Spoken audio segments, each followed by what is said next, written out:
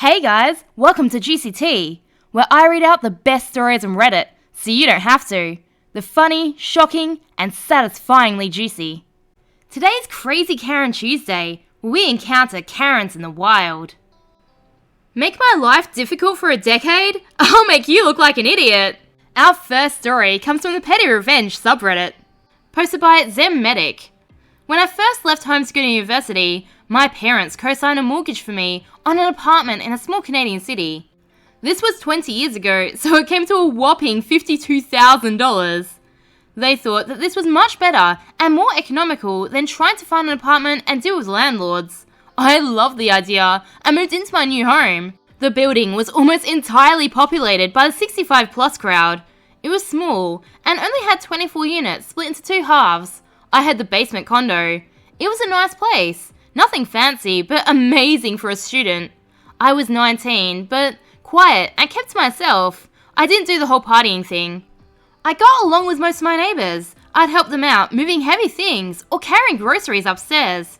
I was acutely aware of the age gap and the general image of a university student, so I made sure to just all around be a great guy and avoid conflict. The one person I could never see eye to eye with was my upstairs neighbour. For a 70-year-old woman that couldn't have weighed more than 100 pounds, she walked like a damn elephant. She'd have gospel music on her TV at max volume at 5 a.m. on Sundays. She'd make remarks about that damn kid whenever something was left out of place. She even went so far as to accusing me of breaking into her car and making a police statement saying she saw me do it. Unfortunately for her, I was out of the country on an internship at the time, but she still persisted in being a pain in my butt. I tried to approach her about the TV issue, and her response was to make sure it was no longer just Sunday. After a couple of years of attempted diplomacy, it was clear that nothing I did would make things better. Others in the building probably knew she had it out for me, but why would this adorable little old lady try to lie and get me thrown out of the building by the condo board? She tried 11 times while I lived there. 7 years into my time living there, I was at my job with an ambulance service just north of the city. I got called to a shooting. A guy shot his neighbour in a land dispute. The neighbour survived, but of course there was going to be a police investigation. The investigating officers called me to get a statement and offered to just come over to do it rather than have me travel. One of them was a constable I'd worked with quite a bit, so I said sure. We set a time for about an hour after I got home from work. I was just getting out of the shower when they buzzed to get into the building. I said, "Come in, I'll be there in a sec." I hit the door buzzer and quickly grabbed some pants and a shirt. I heard them come in and then walk up the stairs. As I'm trying to throw on some clothes, I hear them knock on my upstairs neighbour's door. They introduced themselves as being from the Major Crimes Division and that they were looking for me. Balls. She says, "Oh, he lives downstairs. What do you want with him?" They thanked her and informed her they couldn't say, as it was an active investigation. My heart sank, but then I had a thought. It only took about 15 minutes to do my statement and they were on their way. And then the fun began. I knew the rumour mill would be starting. She would tell everyone that would listen that Major Crimes was looking for me and that I must be some sort of criminal. I decided to see where this went. Pretty soon, I'm getting the side-eye in the hallway. Neighbours are steering clear of me, so I know she's been talking. Turns out, I've been arrested for robbery and kidnapping, and must be out on bail, according to her. I found this out when one of my neighbours, who's on the condo board, showed up with a letter demanding an explanation and threats to have me kicked out. I asked him, "What's all this about?" And he said, "Well, Linda," not her real name, "sent us a letter about what happened and we had to have an emergency board meeting because people don't feel safe with you here." I said that per the bylaws of the condo board, before any action could be taken, I could request a meeting to review and provide a defense. Linda was on the board, so I knew she'd be there. They set a date for a week from then, but I was given a caution that didn't look good for me and that I would have to do a lot of explaining. The meeting day comes. Linda's sitting there, smugly looking at me. The other board members are giving me dirty looks. The board president asks what I have to say in my defense. I stand and quietly distribute a letter on the Major Crimes letterhead signed by the regional superintendent. It says, Mr. Zen Medoc is not under any suspicion of any crimes, past or current, and hasn't been arrested, detained, or questioned as a suspect in any criminal matter. His duties as a paramedic will often require him to make statements in regards to ongoing investigations, and on day X, investigators had gone to obtain a statement about an ongoing investigation for which he was professionally involved. At no point did the members discuss, disclose, or in any way indicate that he had any involvement in any wrongdoings. I am deeply saddened by the necessity of this letter and will be reopening an investigation into a previous incident regarding a false statement made against him. You could tell when people read and understood it. The dirty look shifted from me to Linda. She exclaimed that it must be a forgery. She witnessed me being let off in handcuffs. She pleaded that they should believe her, but it didn't help her. I stood and addressed the board and outlined the years of abuse and harassment, including the false accusation of breaking and entering into a vehicle. I informed the board that on the advice of my lawyer, I do not want to discuss the matter any further with any member of the board, as Linda being a part of it and using her position for the purpose of harassment opened the board as a whole to litigation, and I was still weighing my options. The next day, I had a knock on my door. The board president informed me that Linda was removed from the board, and that she was given a warning about her conduct, and that any further harassment could result in proceedings to have her removed from the building. She also had a visit from the police, with summons for providing a false statement and obstructing a police officer. She had to attend court. She pled guilty to both and was given a suspended sentence and a 1-year condition to not harass, threaten, or intentionally inconvenience me in any way. If she abided her conditions, she would receive an absolute discharge, meaning it would be removed from her record, like it never happened. I moved to another province before her year was up, but for a brief period of time, I actually got to sleep in on Sunday mornings. Don't contribute, don't get looked after. Posted by Red Devils Oz.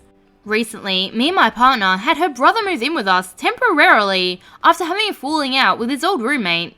He had nowhere else to go, so we told him he can bunk and search for his own place. Anyways, upon doing so, we told him we were willing to house and feed him as long as he contributed to bills and groceries and shoot $100 a week fuel money my way to drive him to work. His license has expired, to save him on taxi and Uber costs. Also, pull his weight around the house. For the first 4 weeks, he was regular and on time financially and helped tidy the house whenever he made messes.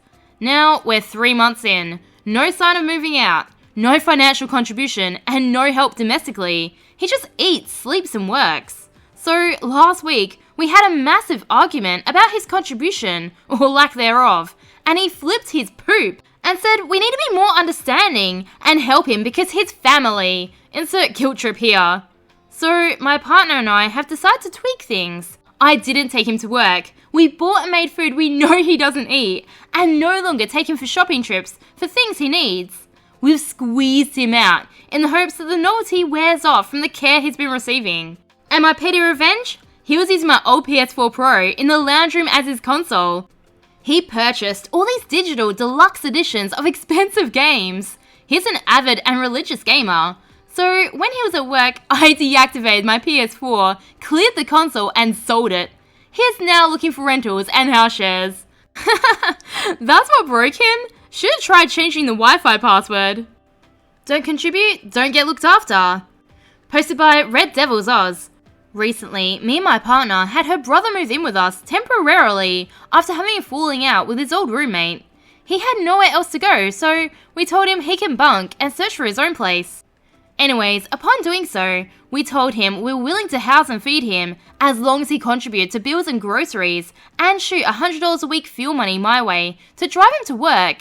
His license has expired, to save him on taxi and Uber costs. Also, pull his weight around the house. For the first 4 weeks, he was regular and on time financially and helped tidy the house whenever he made messes. Now, we're 3 months in, no sign of moving out. No financial contribution, and no help domestically. He just eats, sleeps, and works. So, last week, we had a massive argument about his contribution, or lack thereof, and he flipped his poop and said we need to be more understanding and help him because his family. Insert guilt trip here. So, my partner and I have decided to tweak things. I didn't take him to work. We bought and made food we know he doesn't eat, and no longer take him for shopping trips for things he needs. We've squeezed him out in the hopes that the novelty wears off from the care he's been receiving. And my petty revenge? He was using my old PS4 Pro in the lounge room as his console. He purchased all these digital deluxe editions of expensive games. He's an avid and religious gamer. So when he was at work, I deactivated my PS4, cleared the console and sold it. He's now looking for rentals and house shares.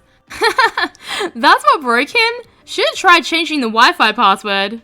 Am I the a-hole for chasing a kid and attempting to take my child's toy back?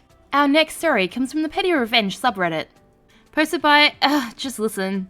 My daughter is semi-non-verbal. She's 3 and can say mama and dada, but mostly she says sounds like when trying to communicate. I bring her to work with me because she's very well behaved and quiet. I work at outdoor events like farmers markets or festivals.